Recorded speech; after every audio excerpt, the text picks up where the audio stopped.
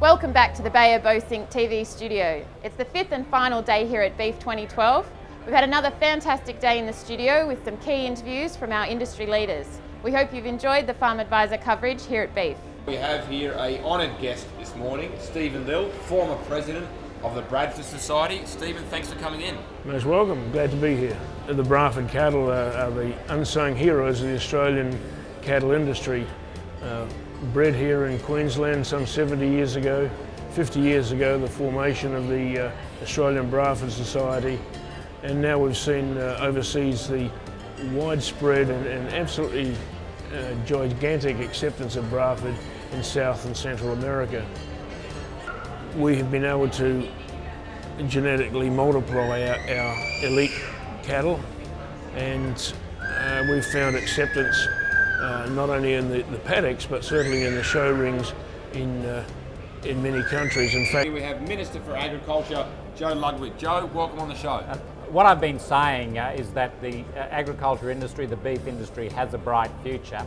And when you come here, you see that optimism on the ground. That's not to say that there are patches out there that are doing it tough, but it's to say when you look broadly across the average outlook, it's looking good. What do you think some of the key challenges are in 2012 for the industry, and how is the government trying to support those challenges?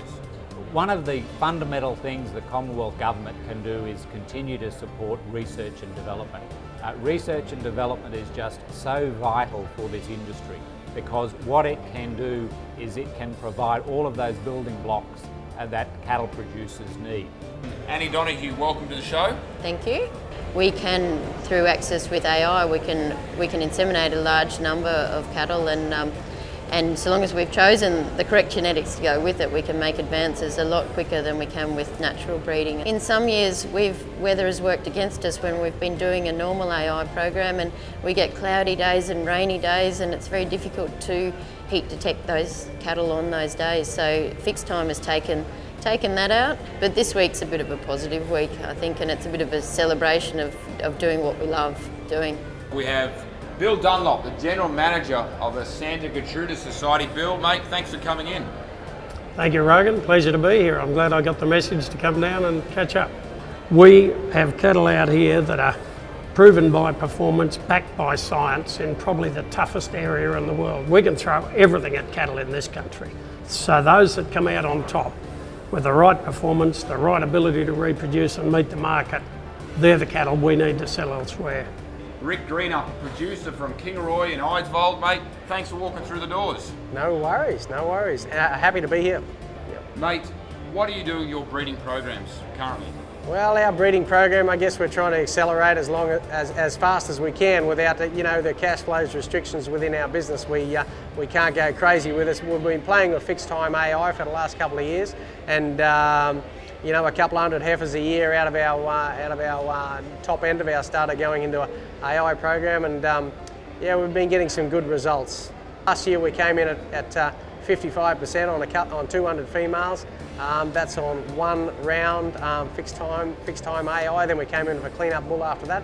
But then this year we run in at 50%, which was nothing to be sneezed at, and heifers straight out of the paddock, no supplement, and the fixed time I guess suited us because we could reduce our labour and get on with the other stuff we needed to do. You're about to get a free lesson, a free tutorial, a free consultation from the world's leading AI expert, Gabriel. Mate, thanks for coming on the show. Thank you very much. Gabriel, mate, it's been a big week. I understand you're leaving tomorrow. Yes. You had a 2-day genetics conference at the start of the event. Exactly. Have you had fun, mate? Oh, very much, very much. I enjoy very much. It's been great. We started with the conference with a lot of people, actually. I think that they have a full house. Confident that with this technique we will be able to get very, very good fertility rates.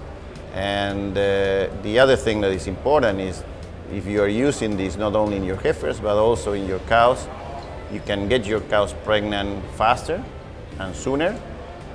You have better chances of getting a calf every year, which is what every producer wants, that all the cows that they have in the farm are pregnant and all the cows that they have in the farm have a calf at the right time of the year.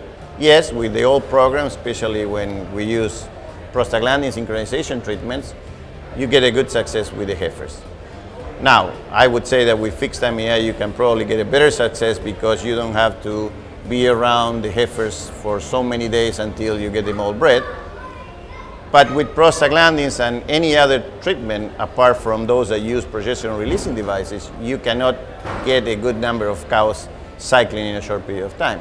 When we use progesterone releasing device like the Q-mates, and if you use them in combination with estradiol and Pregnicol, then you can get most of your cows ovulating, and doesn't matter if the wet cows are cycling or not. We're here with David Inall, CEO of Cattle Council Australia. David, thanks for coming on the show. Thank you for having me. David, a sustainability plan with the WWF involved, is it viable? Is this thing actually going to get off the ground? Or? Well, the good news for us that's heartening is that while there's certainly a lot of vocal critics out there, we also have a lot of people behind the scenes coming to us saying that you're doing the right thing. Now, we don't just work with any environmental NGO, just like we wouldn't work with any animal welfare NGO. The WWF is a well-respected brand globally. They do have as one of their priorities is beef sustainability. They were pivotal in the conference in Denver. They have previously had a relationship with McDonald's. Now, McDonald's is the world's largest purchaser of Australian beef, our #1 customer.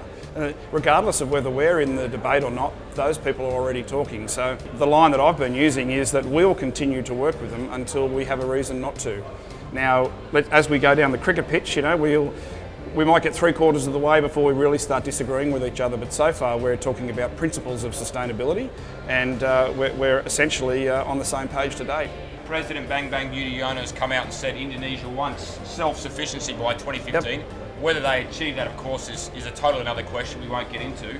Beyond 2015, is the Cattle Council Australia, what are you looking forward in the next decade? We respect any country's sovereign right, and they are looking at buying more breeding cattle from Australia, and the Australian government recently announced a $20 million support package looking at assisting breeders in Indonesia.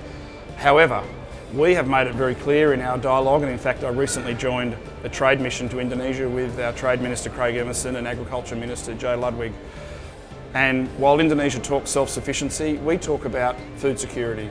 And we still believe that feeder cattle into Indonesia have a role to play. We're very, very focused on some of the technology that Bayer are using at the moment, and certainly number two, it's not only introducing fertility into the northern, or bettering fertility in the Northern Australian beef herds, it's probably introducing some different sort of genotypes that makes our cattle a little bit more marketable right through the rest of Australia. Last but not least, we have a very special guest. We have the CEO, is that correct? That's CEO of Cattle Facts in the US, Mr. Randy Black. Thanks for coming in. My pleasure, glad to be with you today. What areas of the Australian beef industry are being directly or I guess indirectly affected by the US trends? Well, I would say the part of the Australian industry that has benefited here in the short term has been our 90% lean beef market. The price for 90% lean beef is at record high levels in the US. It's been trading at about $225 per 100 pounds, or $2.25 a pound. That would be record high levels anytime in the history of our industry in the last 30 days.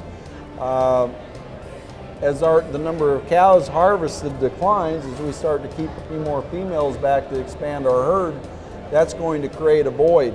And that's an opportunity for us to reach into the global market and say we need more lean beef for our U.S. consumers. We expect that our lean beef imports will be up 20 to 25% in 2012 compared to where they were a year ago. Or if we put that on a pounds basis, 500 million pounds. And next year we expect that number will increase another 200 to 300 million pounds. So that's opportunity for Australian producers.